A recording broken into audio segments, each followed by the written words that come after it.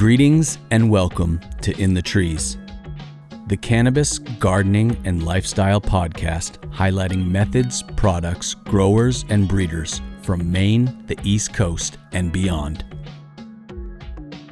I'm your host, Mr. Roots, and I'm stoked to deliver you the lowdown on all things cannabis, presented not just for the well-vetted OGs in the garden, but for those buying a seed pack to grow their very first garden. This show is especially for those buying their very first cannabis to try.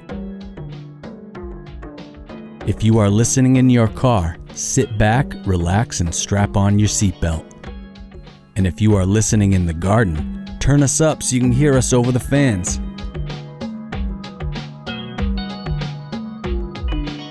Sending out good vibes from the rock-bound coast of Maine, we are In the Trees.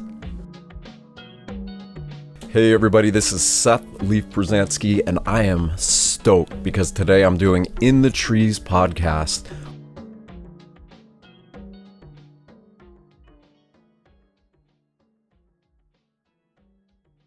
Welcome to another special feature from In the Trees podcast.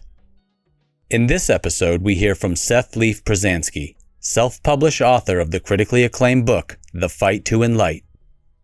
Seth is also an entrepreneur as co-founder of two successful Maine-based companies, Living Nutz and Tourmaline Spring. He is a performing musician and editor of the blog I'm Awake Now What, a website devoted to what he describes as a global awakening to the power residing in our own consciousness. Seth's story takes us on a deep dive into addiction, how cannabis helped him overcome his addiction, and into his recovery, his healing. Listen closely to this Stoney story, as Seth invites us into a very personal, very dark time in his life, shining a light on the lessons that he learned, as well as lessons we can all benefit from hearing. In the Trees Cannabis Podcast would like to thank the Maine Cannabis Chronicle for sponsoring the show. If you haven't had the opportunity to check out their magazine, you should ask your local caregiver store, dispensary, or grow store if they have a copy of it. If they don't, request that they carry it. The Maine Cannabis Chronicle is a great source of knowledge on all things related to the high-quality herb here in Maine. This is a beautifully edited, full-color, well-done magazine full of captivating articles from some of the best in the business today. Grab a copy and give it a read.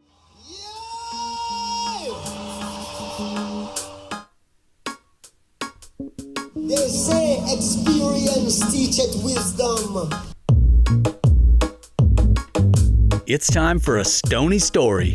This is the part of the show where you, the listener, gets to enjoy a story told to you by one of the Stoney guests here on the show.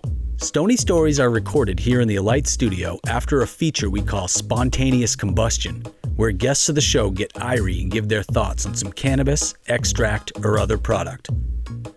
The effects from those sessions are the catalyst for the stories you will be hearing.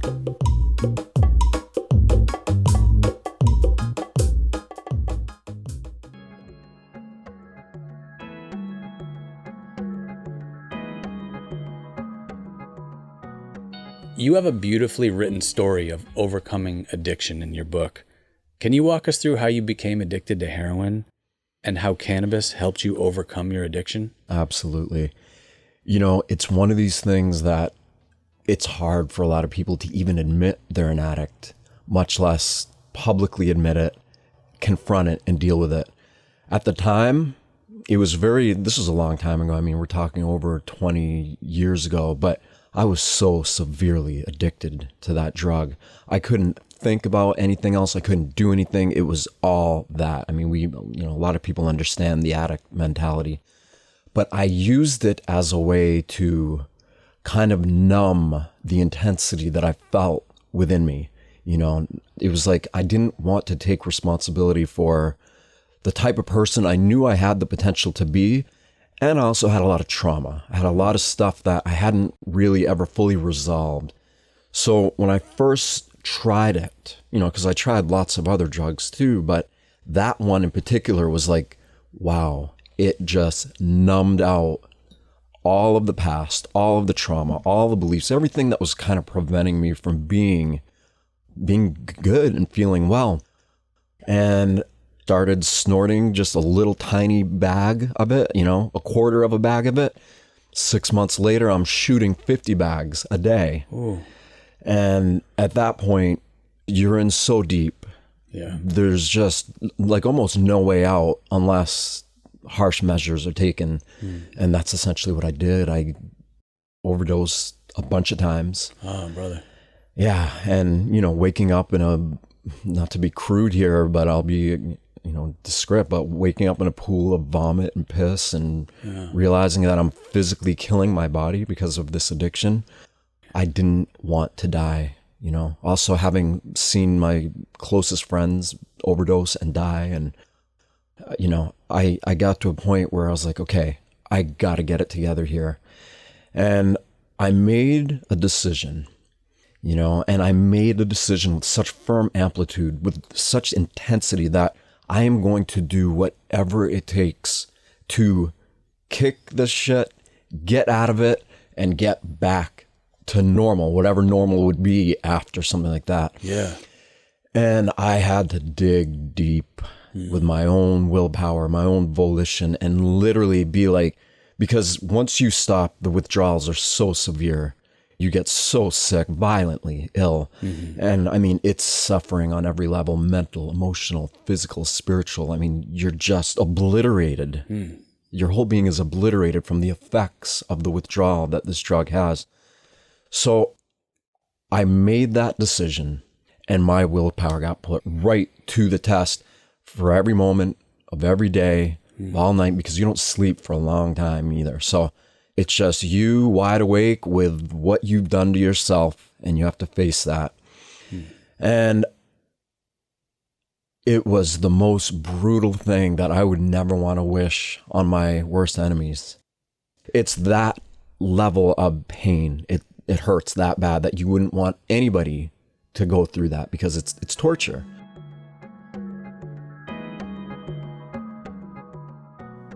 I just was somehow blessed, and there's a deeper energy. There's an energy that is animating our heart. It's causing us to perceive reality through these human senses. And I've had a connection with that, and I had a relationship with it, and I would talk to it and say, please help me, like, help. And somehow I ended up in Jamaica with this beautiful family who I'd never met before in my life, who didn't know anything about me, and I didn't know anything about them, but they saw how sick I was. They saw the track marks up and down my arms. They knew. How was that finding smack in Jamaica? Well, there wasn't. And that's why I went there, because I was like, you know what? I had kick before and I relapsed. But this time I was like, I'm not going to do it in the cold Maine winter. And it was cold at that point again too. So I was like, where can I go? And a friend of mine's like, look, I have friends in Jamaica. I'll call them. And my friend knew what I was going through. And I was like, yeah, but look at me. He's like, I don't think they'll care, man. He goes, I really think that they'll look after you.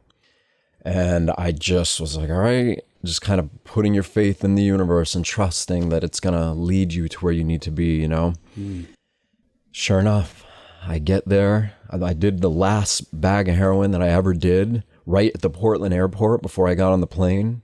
Threw the junk and everything away in the trash can. Got on that plane. And man, by the time it landed just in Miami, I was jonesing so bad. By the time we got to Jamaica, I'm just like cold sweating, itching, just, like crying out, like, help. And it was fantastic. I got robbed right when I first got there. What? Little things to spike the adrenaline, and keep going. Yeah, and it keeps your mind off of these things. I'm like, okay, well, it's a new experience. Sure, you want my shoes and my shirt? Go ahead, take it, But I was so sick by the time I got there. So sick from the withdrawals. I mean, literally, like, and a friend of mine was doing it with me. He was kicking with me, and we got there, and we were like, no, we got to go back. We can't stay here. And so I call this family who expects me to be coming. And I was like, look, we're going to get on a plane. We got robbed. It's just not working out. We didn't expect it to be like this. We're going to go back to Maine where we're from. And he's like, no, man, you can't go. You wait right there. I'm going to come get you. And I'm like, look, I'm really, really sick. Like, you don't understand. He's like, man, you wait. He's like, my son and I are going to come get you. You can't leave. You stay there. And I look at my friend, and my friend's like, all right. So we just stayed there. 6 or 7 hours later, they came from the other side of the island. Took what seemed like decades, you know? Wow. By the time they got there, I couldn't even get up. Just cold sweat pouring off me, just dying. He came and I was like, holy shit, I'm going to die on this island. Like, I did not think I was going to make it off.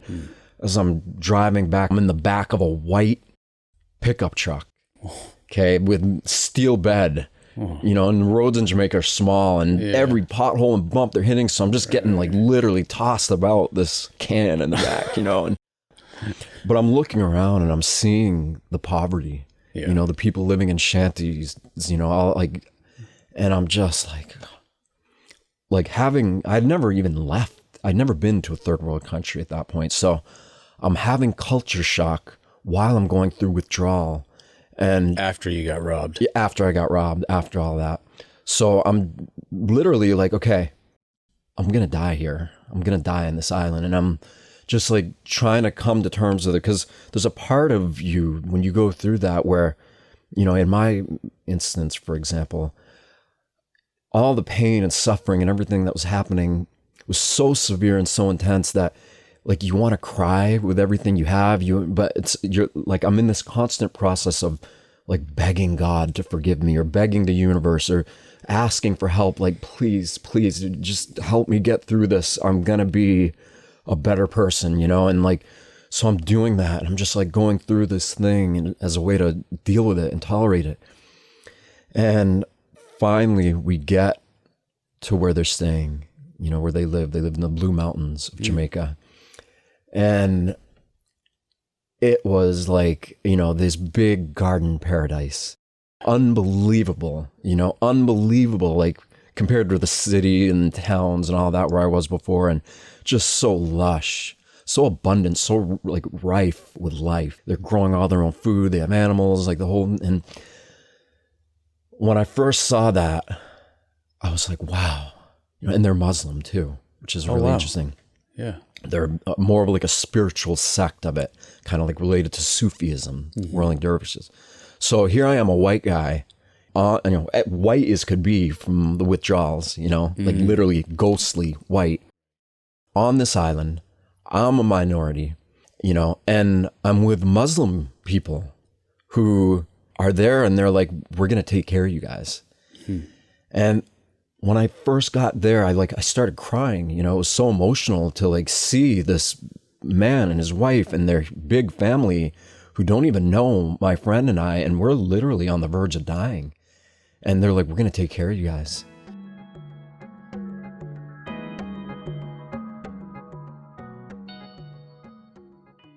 I was just so deeply touched, you know, and he comes up to us with a huge bin, this giant bin full of fresh dried buds. Whoa. And rolling papers of all different sizes, you know. And he's like, man, he goes, you don't even ask, just smoke as much as you want. And my friend and I are like, okay, you know, I mustered up the energy to be able to get up and do that. And it helped so much. The severity of withdrawals when you're going through something like that, there's almost nothing that can take it away except for more opiates, right, or their derivatives or something. Nothing else is going to actually take away the pain, except for a drug like that. But this really helped in that it gave us something to do. It took our minds off the pain we were feeling, and the high of all the different cannabinoids mixed together was actually having an impact. Like I'd smoke, and right after smoking for a little bit, I'd feel all right, you know? So it was having an immediate effect, you know, and then all of a sudden the pain would come back and you're going through it again. But this went on for about 2 weeks of just the worst hell. And I mean, they're like holding us up and feeding us, because I mean, you can hardly walk, you can't talk, you can't eat, you can't sleep, you want to cry, but you're so dehydrated, there's nothing that can come out. I mean, you're so like angry, you're so like everything, you feel everything, but it's like you don't have the strength or ability to express it. Wow. You know, so you're just... So it's under the surface, it's just festering. Exactly. Yeah. And you're looking for that thing, constantly wishing you had that thing. And it's the only thing that'll make it go away. But, you know, I had made up my mind at that point. Like I said, I was like, no way am I going back. Once I made that decision with such firm amplitude, like, this is all done. This is a part of my life that I am over with and not ever going to revisit. Believe me, that came up so much. But every time I revisited, I was like, you know what? I can do this. I'm going to get through it. So, you know, yeah, my willpower helped a lot, but having access to that much fresh herb while I was going through the severity of withdrawals, I'm still thankful for what that did. So I knew, you know, back then it was obvious to me that cannabis and all the different cannabinoids had major therapeutic effects. Yes. So. Yeah. Wow, that's amazing that you were able to find that during that time. You took some serious lumps to get there, but I'm glad that the herb found you right when you needed it. That's what I was going to say. It found me. Right. Yeah. Yeah. Wow, beautiful story, man. Thank you so much for sharing that. And anybody out there that might be listening to this that is struggling right now, I hope that you'll listen to the words from my brother Seth's mouth and just realize that you can get through this. You can get through this. Let's work on trying to find a way. And just like Seth did, you may have to dig deep. Yeah, I was going to say, like, this is what I do now. I help people. I'm a role model. I'm a coach. I'm a support system. And I'm doing it at a big level, and it's growing really fast, because the root causes of why all this stuff happened is eventually what I got into, and really coming to terms with why I became an addict in the first place, and really resolving those issues at their core, at the base, the root of what caused them, is what not only allowed me to not be an addict the rest of my life, but it allowed me to develop the tools and resources internally to create a good life, a life where I'm creating health and wellness for myself and being in service to the world. That's beautiful. Thank you so much for sharing this. Yeah, thank you for allowing me.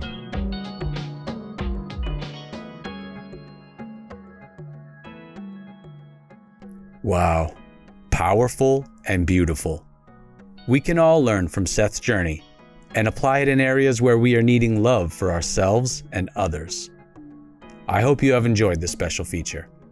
You can reach out to Seth through his website, I'mAwakeNowWhat.com, and sign up to his newsletter to keep up to date.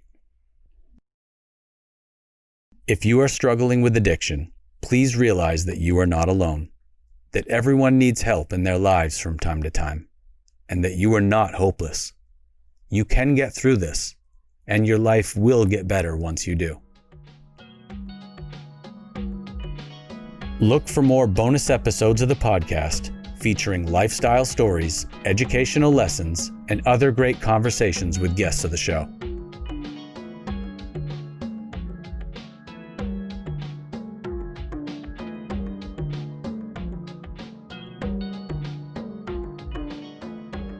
The next time you're on Weed Maps, type in Allkind and give them a follow. Allkind is a medical caregiver storefront in downtown Portland, Maine, specializing in finely crafted infused Belgian chocolate and other tasty cannabis edibles and products. We are proudly supported by Allkind and personally love their high-quality products. Check them out at allkind.buzz on Instagram or go to their website, allkind.buzz, to check out their great selection. Listeners of the show receive a 10% discount by mentioning In the Trees Podcast to your bud tender at All Kind.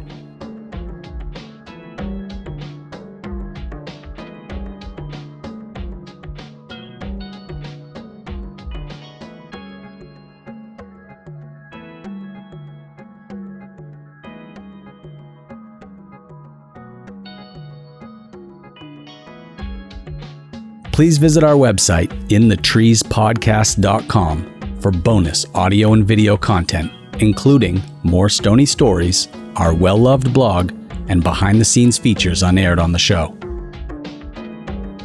Please subscribe to our YouTube channel, rate and review us on Apple Podcasts, or download us on Spotify. We want to deliver you more great audio and video content, and your support is greatly appreciated. If you would like to become a patron for In the Trees to show even more love and support, you can click the Donate tab on our website, which is linked to PayPal and Venmo, or you can look us up on Patreon under In the Trees Podcast and feel free to donate to the show.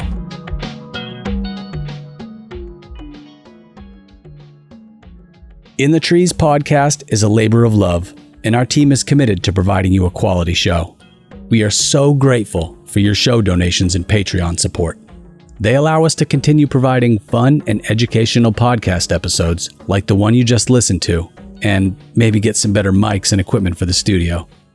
Apart from having access to a ton of behind-the-scenes audio and video, including raw cuts of myself and guests talking about things your kids might need earmuffs for, Patreon supporters also get the opportunity to score a pack of cannabis seeds from intentional crosses that I made in one of my own gardens, which are for tossing in your smoothie or feeding to your cockatiel.